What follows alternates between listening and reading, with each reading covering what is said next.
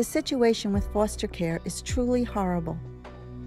As I soon found out, not only are thousands of children drugged every year, but sometimes the results are fatal.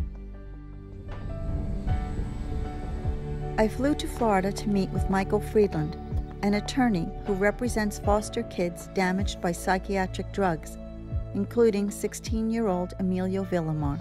Good morning, Celeste. Very nice to meet you. I'm glad you're able to make it. Michael. Thank you. Thank you for having me here. My pleasure. How common is the use of psychiatric drugs in the foster care system? The drugging of children in foster care, I understand, is a way too common occurrence because it's a simple fix.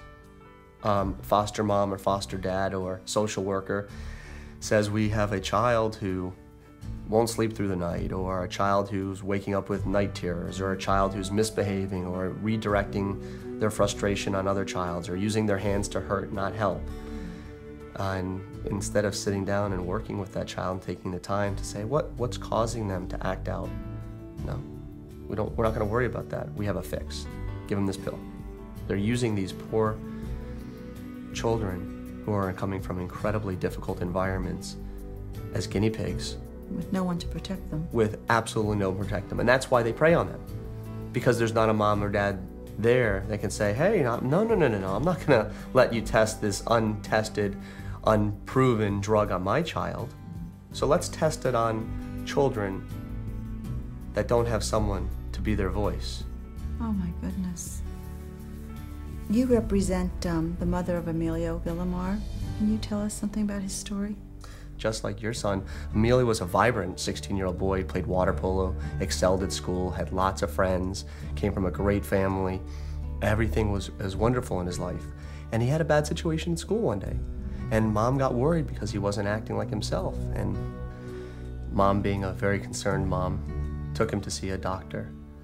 And the doctor, without really any kind of diligence or any kind of thought, put him on a varying combination of different incredibly powerful antipsychotic drugs over the next 12 months, leading to a cardiac event that led to his death.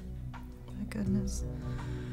How many drugs was he on? Over the 12 months that this physician treated him, he was on 17 different drugs at different times, in different dosages, and in different combinations. Oh my goodness. And those drugs killed him. Right. I believe that. I believe that's what happened to Matthew.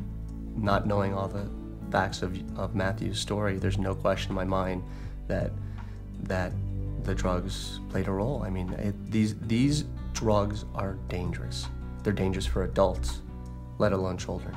And they're being prescribed recklessly, they're being administered recklessly, they're being promoted even more recklessly. Michael, thank you so much for what you're doing and for letting me come in here and speak with you today. It's my pleasure. Again, sorry for what you had to go through. I can only hope that what you're doing saves other families from having to go through that same tragedy. I hope so. Oh, Matthew's got you now. Hello. Say hi. When he started taking that medication, it was like something dark came over him. There was definitely a difference within a month there of kind of just a huge wall went up. He wasn't really talking a lot, kind of tight-lipped. Just becoming more detached. He became more isolated, wasn't at school a whole lot. He was skipping school a lot more. He was losing a lot of weight. He's spending way too much time downstairs in the basement, you know, watching TV, and doesn't want to do anything. We had come up to the door and asked him if he wanted to go to a movie or go out to lunch or do something to get out of the house. And he was just very short. I didn't want to do anything. He told me to get out of his room and close his door. And he'd never said that to me before.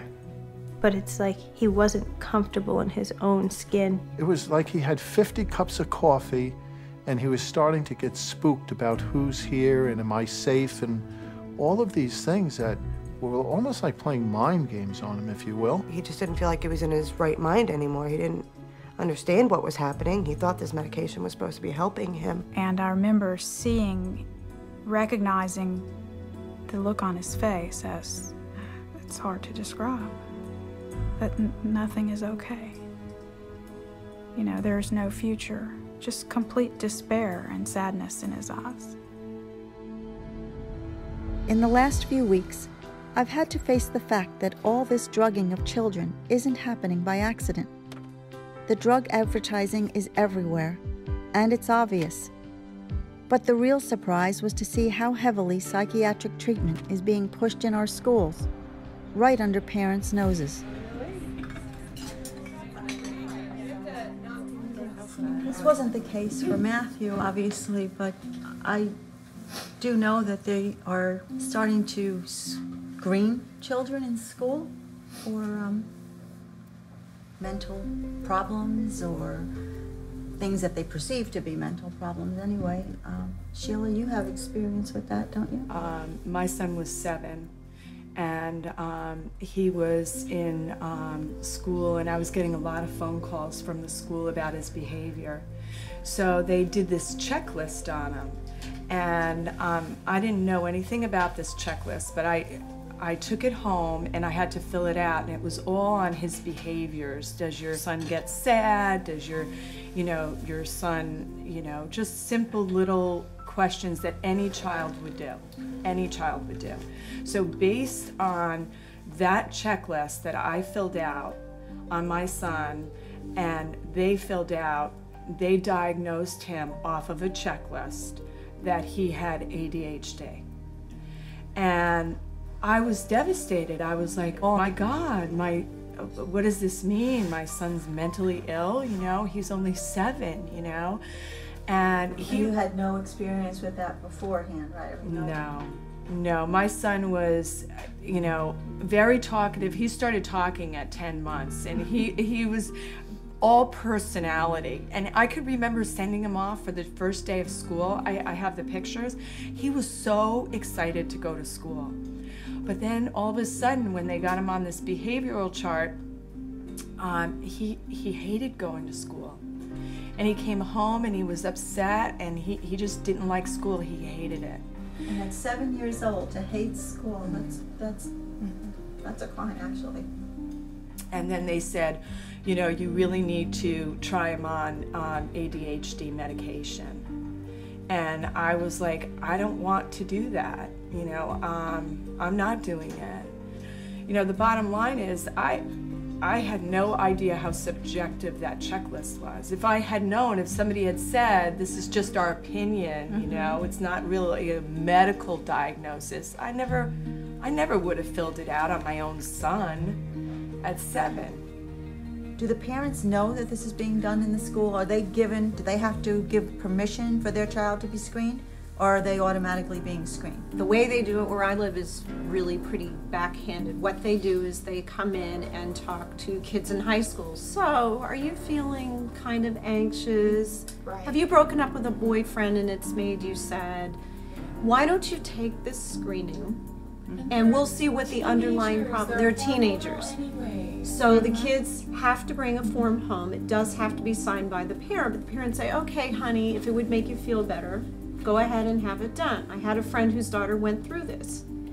The screening gave her a diagnosis. Now this is from a computer check-the-box screening. Gave her a diagnosis of depression.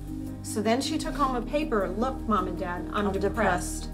And they said, no, you're not depressed. So then they took her to another doctor who then thoroughly evaluated her and said, oh, she's not depressed, she has ADHD. And they put her on medication for ADHD. And the mom said to me, but I'm so glad she had the screening because now we know she's not depressed.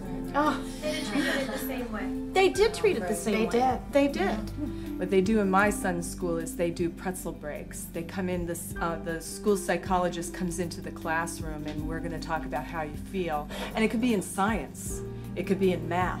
It could be in any class, so you have a captive audience. Your child is just there and has no ability to say, I want to opt out of this, you know. And then they give out pretzels to the class, and there's like, how are you doing? How's things are going at home? Have you ever felt like killing yourself? Have you ever?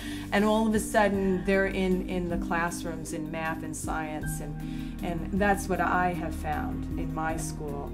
And you know, the bottom line is, it's like they're taking a big net and they're just gathering up the children with these questionnaires. And then when they get the kids in there, they drug them. And that's not the kind of society we want to build. I couldn't believe this was happening, and in our own schools. From a single 10-minute multiple-choice computer test, they can judge you at risk for suicide and send you to a psychiatrist. And one well-known study said that 91% of all children going to a child psychiatrist leave with a prescription. The only problem is, the psychiatrist who wrote the questionnaire for the largest children's mental health screening program in the country has admitted that 84% of the time the test is wrong.